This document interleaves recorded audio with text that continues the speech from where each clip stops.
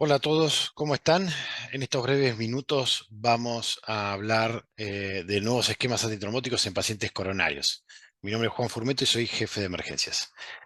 Eh, Antes que nada, debemos pensar que a la hora de elegir el tratamiento antitrombótico en nuestros pacientes, algo que por lo cual se van a beneficiar, debemos plantearnos varias cuestiones. Una, y la más importante, es el escenario donde está parado el paciente. Y con esto me refiero básicamente a si es un síndrome coronario agudo o uno crónico, y las características propias del paciente. Es decir, si tiene alto riesgo hemorrágico, si tiene alto riesgo isquémico o una convivencia de los dos.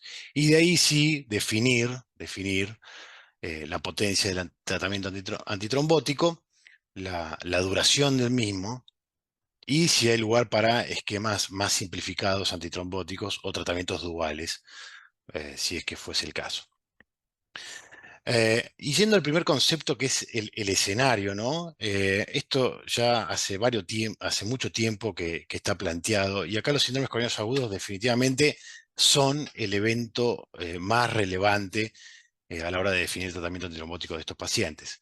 Y podemos identificar dos momentos claramente. Es un primer momento, que es la etapa hiperaguda del síndrome coronario agudo, donde el riesgo isquémico está muy por encima del hemorrágico, donde se producen la mayoría de los eventos recurrentes isquémicos luego del infarto, para luego ya pasar a una fase mucho más estable, que es de los 30 días a los 12 meses, con un descenso que va a ser más progresivo del riesgo isquémico, donde ahí el riesgo hemorrágico empieza a prevalecer.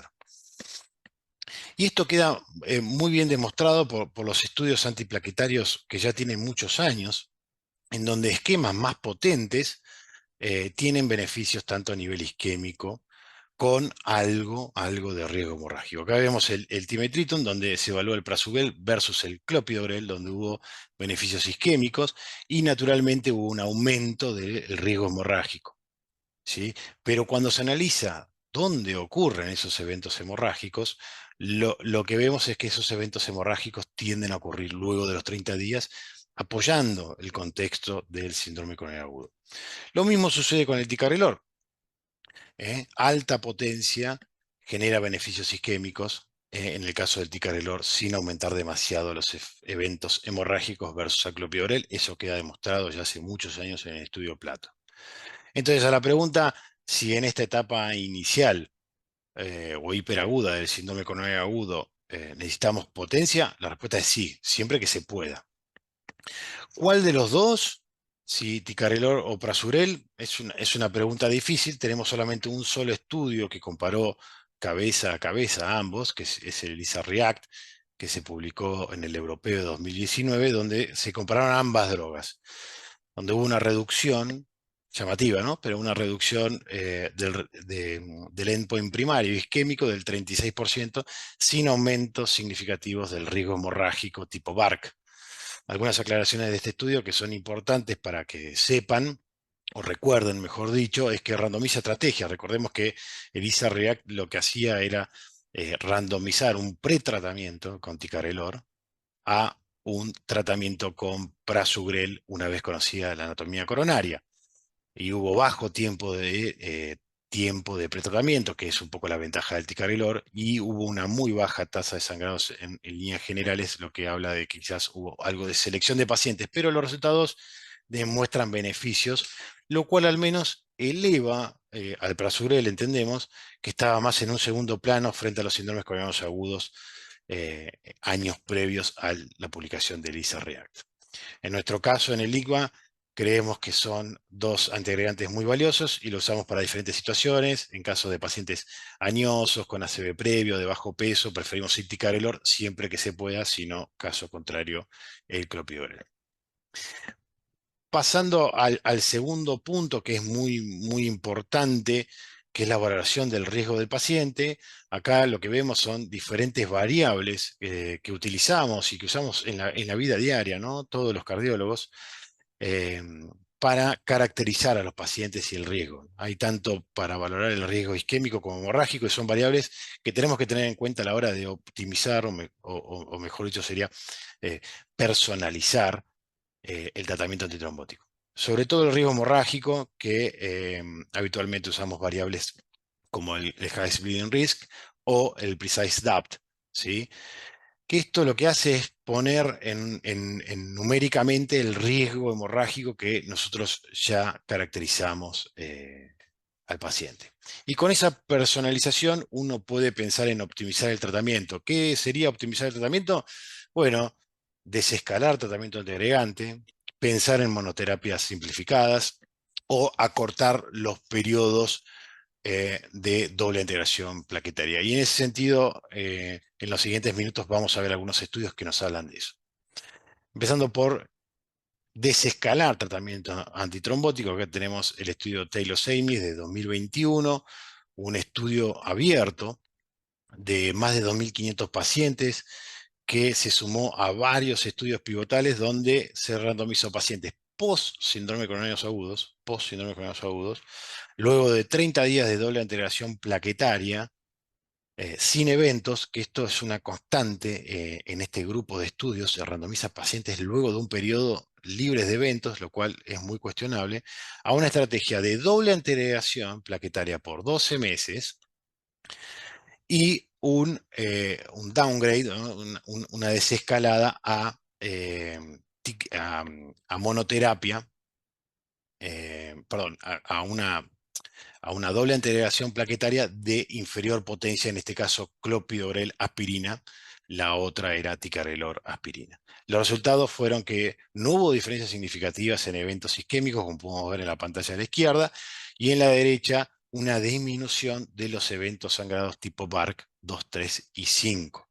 Esto nos da una disminución del riesgo relativo, como ven ahí, de 48%.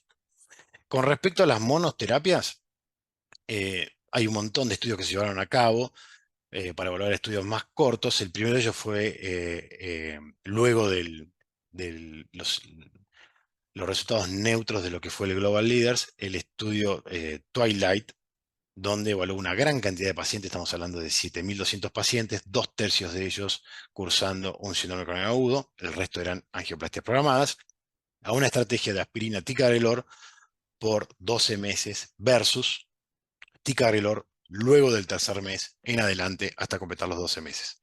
Los resultados fueron una disminución de los eventos hemorrágicos, como vemos en la pantalla, tipo BARC, que son los que se analizan habitualmente, sin aumento de los eventos isquémicos como infarto, muerte, stroke y stent trombosis, como vemos acá.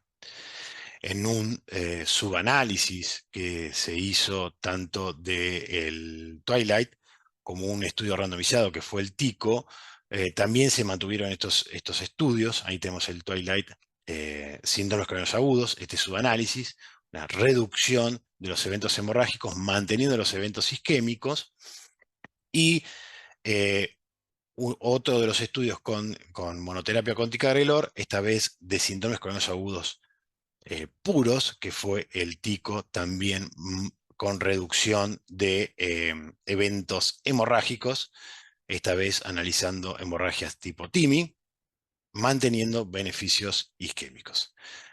Hasta acá todos un poco pensábamos que los esquemas cortos y las monoterapias parecían seguras. Teníamos algunas dudas más que nada por los diseños, pero los resultados eran favorables y eran difíciles de cuestionar hasta que se publica el Stop DAPT 2. En este estudio de 4.000 pacientes, todos por un síndrome coronario agudo, mayoría de ellos con elevación del segmento ST, randomizó pacientes luego de un síndrome coronario agudo a una estrategia de doble integración plaquetaria por 12 meses versus una monoterapia con clopidogrel a los 30 días, lo cual no alcanzó la significancia estadística de no inferioridad con mayor cantidad de eventos isquémicos en la rama clopidogrel. Por todo lo que dijimos antes y lo expuesto en este estudio, se entiende al menos que en el contexto de un síndrome coronario agudo falta algo de información confiable para realizar al menos esquemas acortados sistemáticamente en los síndromes coronarios agudos, ¿sí? Por último, este es un estudio reciente del Congreso del ACC que se publicó ahora mismo, hace pocas semanas, que es el Ultimate DAPT, otro estudio de monoterapia con ticagrelor, muy parecido a lo que es el Stop DAPT, pero con ticagrelor, que fue un estudio más bien que se randomizó a una angioplastia guiada por vía angiográfica versus IBUS, pero también sirvió para randomizar lo que es una doble integración estándar con aspirina ticagrelor versus una monoterapia con ticagrelor a los 30 días, algo que no había sido probado antes, siendo que todos los estudios con ticagrelor habían comenzado a los 90 días, donde se alcanzó la no inferioridad que el STOP-DAP no pudo. Se mantuvieron los beneficios isquémicos y no aumentaron los riesgos y disminuyeron los eventos hemorrágicos. Así que creo que con todo lo expuesto, el ticagrelor se posiciona como una droga que a nivel monoterapia funciona de manera mucho más eficiente que lo que es el clopidogrel.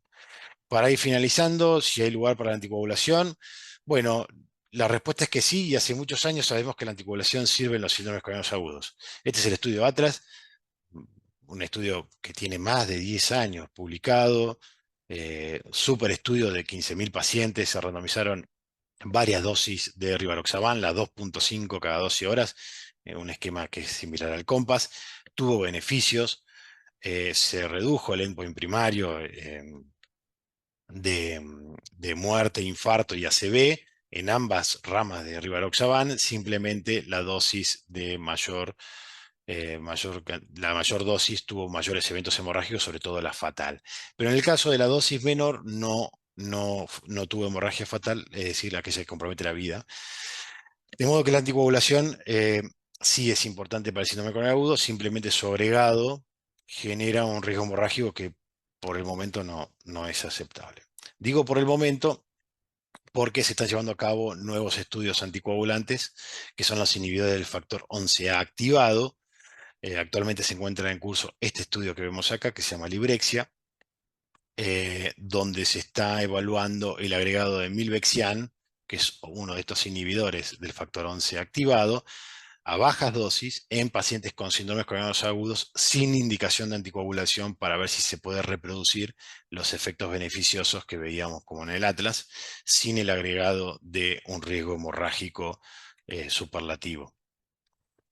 Para finalizar, a modo de conclusiones, tenemos que saber que dentro de todos los escenarios que tenemos un síndrome, tenemos a nuestros pacientes, el síndrome coronariano agudo, y sobre todo de la etapa hiperaguda de ese síndrome coronariano agudo, es el más peligroso. Hay pacientes que van a convivir con alto riesgo hemorrágico e isquémico y es ahí donde tenemos que personalizar mucho el tratamiento antitrombótico y ahí es donde nos podemos valer de estos estudios en pacientes de alto riesgo hemorrágico, las monoterapias o el desescalamiento de la potencia de los mismos van a ser claves a la hora de elegirlos. Y en caso de síndromes coronarios crónicos, pacientes con angioplastias programadas, parece segura esquemas cortos como ya están publicados en algunas guías, sobre todo las europeas. Les diría, en base a los estudios que tenemos, es que en condiciones de estar con un paciente habitual, es decir, de que no tenga un alto riesgo hemorrágico ni un riesgo isquémico superlativo, ser lo más ortodoxo posible. La mayoría de los pacientes no tienen problemas con una doble integración estándar de 12 meses, pero hay que entender que se están publicando nuevos trabajos, la evidencia para los antiagregantes es cada vez más robusta, como por ejemplo, como veíamos recién, un super estudio de monoterapia con ticagrelor. Con respecto a los esquemas anticoagulantes, tenemos que ver, sabemos que es beneficioso la anticoagulación, pero por el momento es un riesgo que no se va a correr, dado los eventos hemorrágicos que nos supone.